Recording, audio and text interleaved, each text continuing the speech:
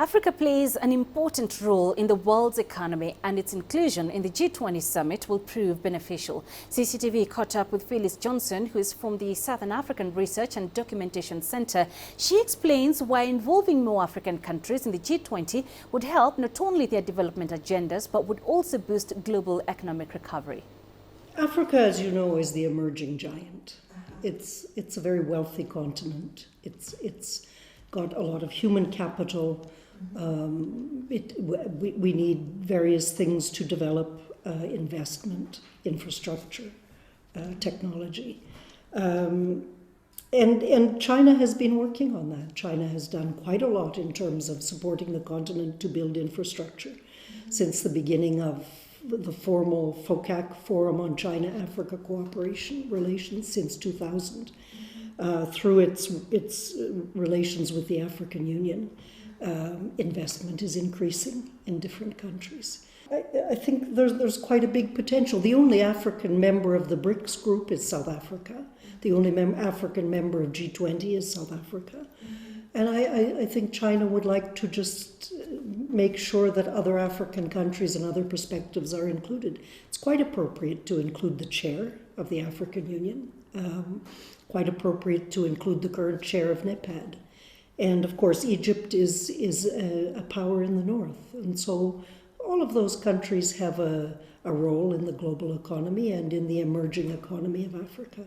I think it makes sense. I think if it was China's choice, they'd have more African countries there. But these are representative. It's good.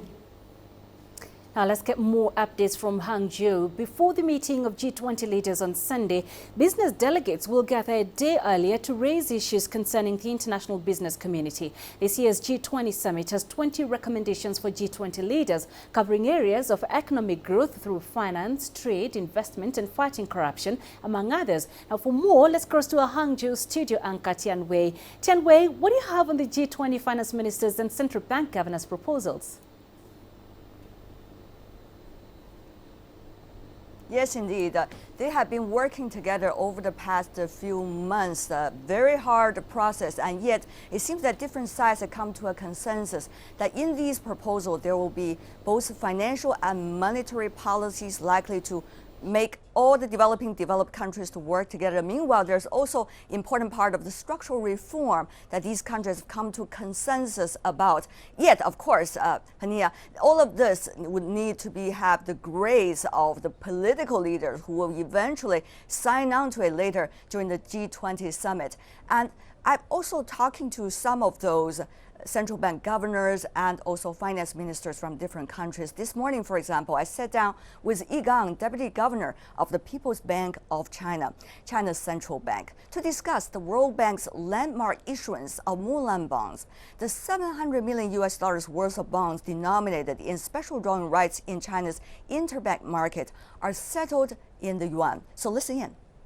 The issuance was very successful, and the beat times about 2.5 times of beating, and also among the beaters and also the final purchase of the bond, they have evenly distributed among banking, security and insurance companies, as well as overseas monetary authorities and international financial institutions, so that basically the SDR bond by World Bank in China interbank market was a very successful story, and this is after 30 years the first time of issuance for SDR bond. I think it has a very significant meaning for the future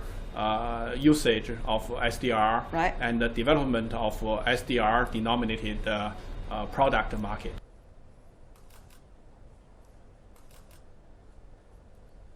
That is Vice Governor of People's Bank of China, Mr. Yi Gang. Of course, he's talking about the SDR bonds in RMB, and that is supposed to be a great step forward for the RMB's internationalization.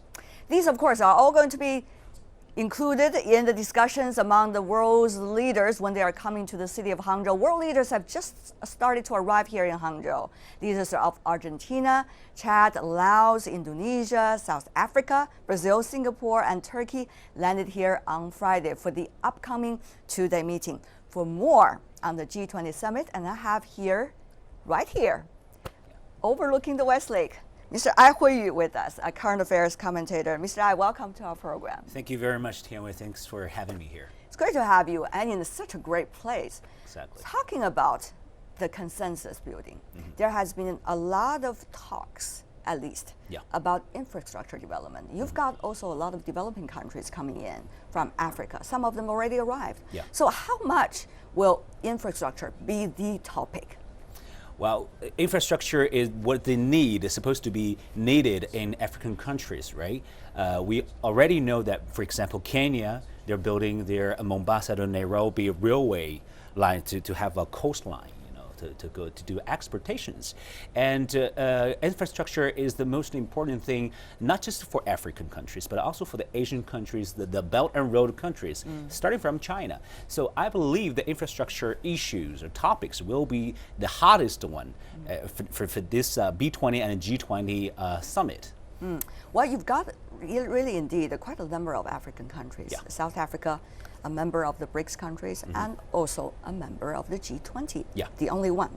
And you also got Chad and Senegal coming in as well. So how much will this year's G20 summit be also about Africa development? Because when we talk about development, Africa is really the continent that jumps in front of our eyes. Exactly. I totally agree with you. China is the biggest developing country, and we're hosting this G20 summit. I would say China could be a representative of all the developing countries. So development is the key word of this G20, and China is putting the Africans' modification or build up a modification in the, among all the topics. So we're talking about the new balance between the developing countries and the developed economies. How can we find these rebalance? How can we find a great position for both sides? I believe everybody is seeing that the economic recovery of North America is reducing, the speed, and European Union has fallen into a recession, especially after the Brexit. And normally people would want to say the development of Asia, Africa, and Latin America. And Africa is always the top because this continent is full of hope, full of natural resources. And I believe that is the fact that every single country and economic zone has to face. We need to rebalance. We need to find a way to cooperate, starting from right now, not just the begging for money, not just for help and support. We need to restart again from the same starting point. Well, it is going to be a win-win process for everyone. It is not only those that are looking for projects, for example, infrastructure projects, but also those that are participating in building those projects. If you can, Mr. Ai, looking back from here, those are the bridges built for more than a few hundred years, and they serve the people here in Hangzhou very well. That is the importance and significance of infrastructure building. Exactly. That is why we're sitting here enjoying these beautiful sceneries, but at the same time looking forward to the G20 summit. And Pania, that is all we have for now from Hangzhou. Back to you. Thank you very much, Tianwei. And of course, Tianwei and the team there in Hangzhou will have plenty more for us later.